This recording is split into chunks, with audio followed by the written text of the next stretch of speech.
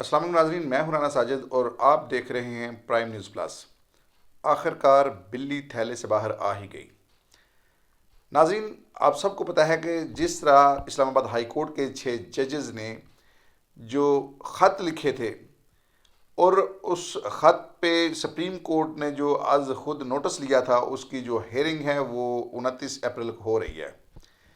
نواز شریف کی جانب سے اپنے قریبی صحافیوں کے ذریعے یہ خبر لیک کروائی گئی ہے کہ نواز شریف اس کیس میں جو فریق بننے جا رہے ہیں۔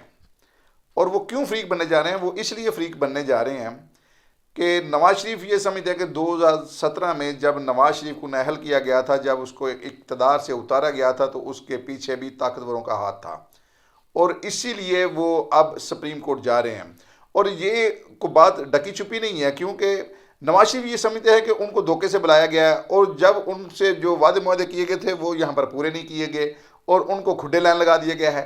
اسی لیے نواز شریف کے جو حوالی ہیں، جیسے جویل لطیف صاحب ہیں، وہ کہہ رہے ہیں کہ ہمیں تو مسلط کی گئی ہے، ہم تو حکومت لینا ہی نہیں چاہ رہے تھے، ہم پر تو حکومت مسلط کی گئی ہے۔ اسی طرح جو رانا ثناء اللہ صاحب ہیں، وہ کہہ رہے تھے کہ مہربانی ہے جناب، جو محسن نقوی ہیں وہ تو وزیر اعظم بھی بن سکتے ہیں، ان کی مہربانی ہے جو وزیر داخلہ بن گئے ہیں۔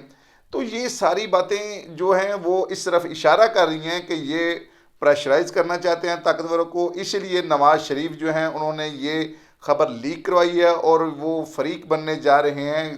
6 ججز کے جو خط کا معاملہ ہے، جو بینچ بیٹھے گا 29 اپریل کو جو ہیئرنگ ہوں گی، اس میں نواز شریف فریق بننے جا رہے ہیں۔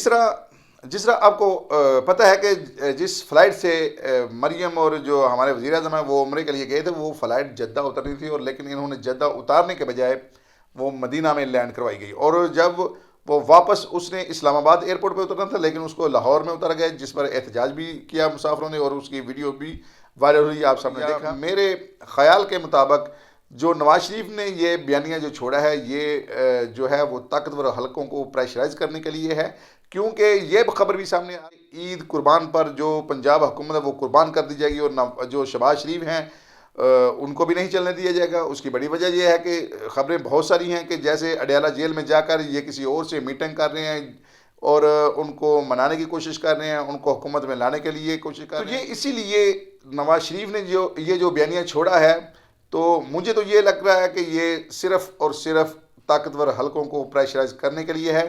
اگر نواز شریف سپریم کورٹ چلے جاتے ہیں تو آپ سب کو پتہ ہے کہ قاضی فائز عیسیٰ ایک ایسے چیف جسٹس آف پاکستان ہیں جنہوں نے پی ٹی آئی کے خلاف جو طاقتوروں کو بھی خوش کیا تھا اور لاہور والوں کو بھی خوش کیا تھا۔ انہوں نے پی ٹی آئی کے خلاف فیصلے دیے، انہوں نے بلہ چھینا، انہوں نے ہاتھ پاؤں باندھ کر جو پی ٹی آئی کو الیکشن میں اتارا، یہ سب قاضی فائز عیسیٰ صاحب کی وجہ سے ہی ہوا ہے۔